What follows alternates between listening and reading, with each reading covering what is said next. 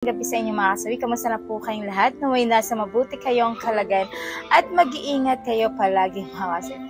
At syempre ang inyong lingkod ay meron pa akong sipon at ubo, kaya medyo po yung ating boses. Pagpasensyahan nyo na po ang inyong advisor mga kasawi.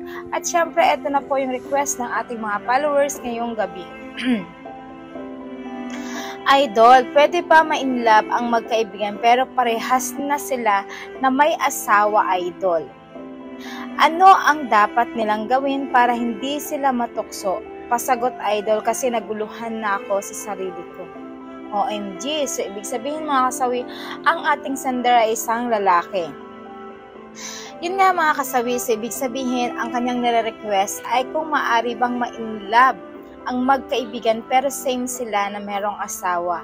At higit sa lahat mga kasawi ay paano ba maiiwasan ito? Syempre napakasimple lang yan mga kasawi. Para sa akin, maaari naman talagang ma-inlove ang magkakaibigan. Big yes yun.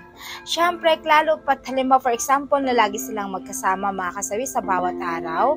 Yun lagi silang naandyan para sa isa't isa.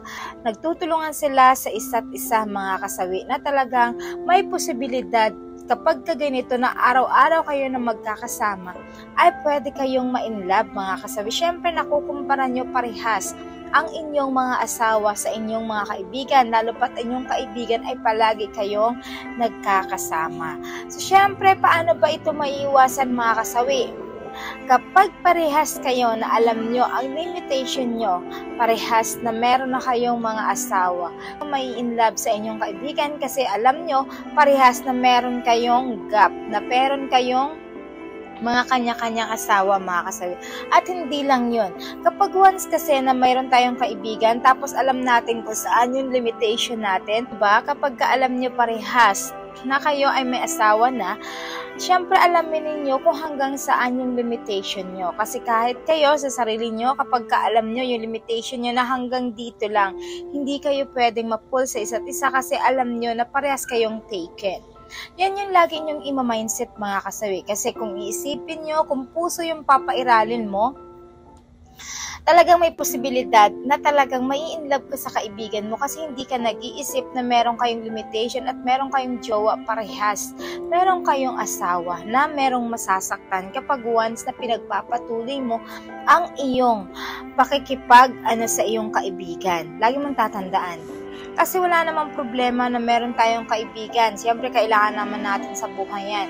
Pero kailangan ikaw mismo sa sarili mo ang magkukontrol nito kung paano ba na meron kayong, kung paano nyo kontrolin ang isa't isa at kung alam nyo sa isa't isa na meron kayong obligasyon at limitasyon sa bawat isa, meaning hindi ka mai-inlove kasi kaibigan lang yun talaga yung tingin mo sa kanya kahit na andyan yung kaibigan mo at araw mga kasawi na nakakasama ninyo. Kapag inisip mo yung mindset nyo ay taken na ako, may asawa na ako, meron ako obligasyon sa pamilya ko, kaya hindi ako pwedeng ma-inlove, hanggang dito lang ito. So, alam nyo na kagad sa isa't isa na hindi kayo may in-love kasi alam mo sa sarili mo na meron kang hangganan. So, hanggang doon lang yun. So, ayan mga kasawi ha, kaya sa ating sender, ayan, sabi ko nga sa inyo palagi. So, umpisa pa lang na mayroon ka ng kaibigan, alam mo na dapat sa iyong sarili na meron kang limitasyon. Kapag ka nakikita mo sa sarili mo na nai-inlove ka na sa iyong kaibigan, ikaw na mismo ang lumayo, ikaw na mismo ang lumaylo sa kanya ng paunti-unti para hindi naman magkulat ang kaibigan mo na bakit ka lumalayo. So, kung hindi mo naman ito kaya, mas maganda na sabihin mo rin sa kanya na kailangan mo lumayo kasi meron ka ng feelings para sa kanya, na kailangan mo itong iwasan at layuan kasi parehas kayo na magkakasala kapag once sa pinagpapatuloy mo ito, mga kasawi.